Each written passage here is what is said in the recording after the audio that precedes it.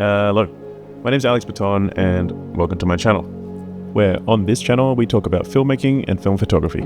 And today what we're talking about is 5 different ways of improving your photography as an uninspired photographer. Inspiration can strike at different times, and sometimes it doesn't strike at all. Sometimes you have the time to do something, but you don't have any inspiration, and other times you have inspiration, but you don't have the time. So this video is a little attempt at things that I wish that I knew earlier that I could just kind of lean upon to kind of help those two things work together, so that the time that I have and the inspiration that I have or don't have can kind of be symbiotic. I don't make much time for practicing techniques, and obviously that becomes much more difficult as you get older. Sometimes you're just tired, which is totally fine as well, but when I'm working as a cinematographer or a camera operator, I'm always doing the work that I need to be doing for that client. But in my downtime, I never just practice things. I never just try something just for trying its sake. And the same is true with my photography. I don't just go out and try things. I take photos of things when they're happening, and if I'm going to an event, I'm going to take my camera for sure, because I always do.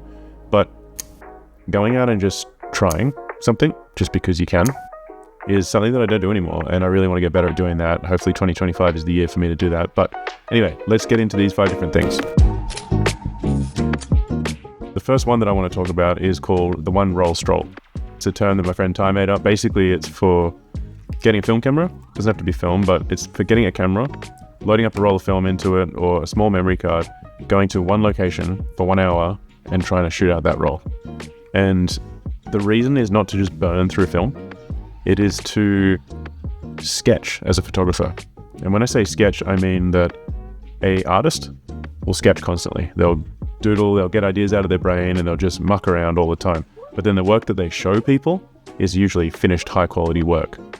And I think the same is really important with photographers, and personally I don't give myself the opportunity to do that. So the one roll stroll is going to one location and I'm just trying to make stuff. I'm seeing what works, shooting into the light, shooting out of it, like making silhouettes, overexposing, underexposing, blurring images, whatever it is. I'm sketching with photography, and I'm seeing if there's anything that I like from when I come back from those images. It does a few things. One is it gets you creatively thinking, and I think that's a really important thing. But 2 is it gets you shooting a lot more. And when you're shooting, inevitably there'll be some good images in there. If you're not shooting, it's really hard to make good images if you're not shooting. So it gets you out, it gets you stoked to sort of experiment and to not take things so seriously. It's not a new technique. Ryan Booth did a video on this a few years ago, and I'll link it below.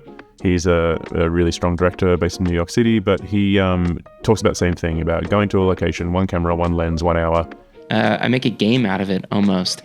I pick one camera, I go to one location, and I shoot for 1 hour. So those are the kind of pillars of how I approach street photography. One camera, one location, 1 hour. Ty, my friend, and I had this idea like a long time ago where we would do this one roll stroll thing, and I saw this video. It's not an original idea, but it's a great idea, and I think it's really good sort of to repurpose it here and just to remind my very small audience that it's something that's really worth doing. The next thing is similar to the one roll stroll, but the next time you take out a camera, if you're uninspired, try and emulate a different photographer's style. Go to a place and just try and think like that photographer.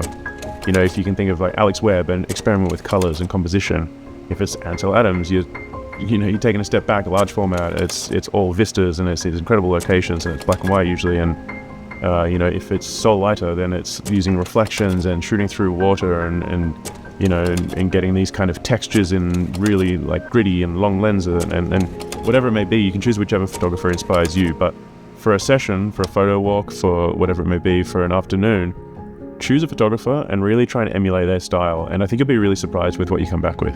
I think a good example of this is the internet's favorite sarcastic film photographer, Jason from Grainy Days. He has an obsession with Edward Hopper, and he strives to make his photography style similar to Ed's work.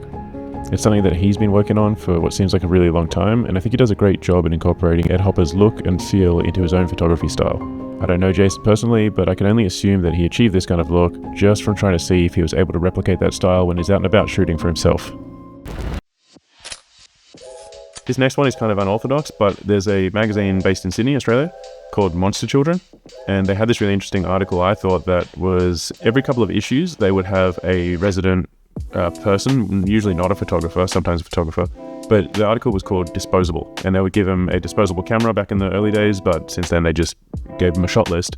But it'd be a very kind of mundane list of things to shoot, but it was kind of a really cool stimulus to be able to see this list and think of how that applies to you, and then photograph those things.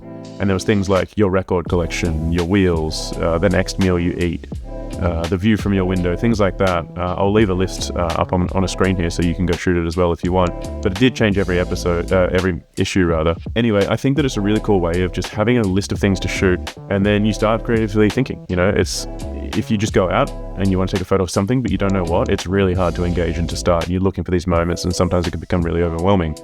But going out and shooting to a list and trying to get through that list, I know personally I become more creative when I have a set of limitations that are set for me. If I have the world as my oyster, it can become really daunting and kind of overwhelming as well. So having a list of things to shoot, you start thinking creatively. And ultimately that's the purpose of this video, is to think creatively as a photographer and to sort of spark inspiration when it otherwise doesn't come to you naturally. The next one is mix up your tools. It's really easy to get stuck in a pattern. If you normally shoot digital, try picking up a film camera. If you normally shoot film, try swapping it out for something digital and being more liberated with the way you shoot. I know that my favorite focal length at this point is 35 millimeters, and I'm comfortable with that. I see my photographic eye through 35 millimeters most of the time. And that can be a good thing, and it can also become a lazy thing. So switching up your tools can be a really efficient way of changing this. Don't go out and buy a new camera, that's not what I'm saying. But what I am saying is try to get comfortable being uncomfortable. You swap a telephoto for a wide angle if that's normally your jam, and vice versa. But whatever it is, just mix up the tools and see if any creativity is sparked that way. Now this last one seems very kind of YouTuber, and I know that it is, but also people have been doing this since the dawn of photography, and that is plan a trip based around photography only. Planning a trip that is based on photography and having really small, realistic, simple, achievable goals is a really surefire way to stay inspired and cater to your photography style. If you shoot landscapes, find somewhere cool to shoot landscapes. If you're a portrait photographer, get on Facebook model groups and see who's around in the city that you're in or wherever you're going. Lots of models are willing to do TFP or trade for prints whilst they build their portfolios and you build yours. And be realistic with your goals. You won't get a body of work out of it, but you could knock together a zine or at least just get a couple of photos for your portfolio. And worst case scenario, you're practicing the skill set that you love so much. It's been happening since the dawn of photography. Something like The Americans by Robert Frank is a classic example of that. It's basically a lifelong road trip. And the name of the game here is to keep it simple. Don't book something expensive and extravagant. Keep it cheap and cheerful and quick. And keep photography as the main focus of the trip.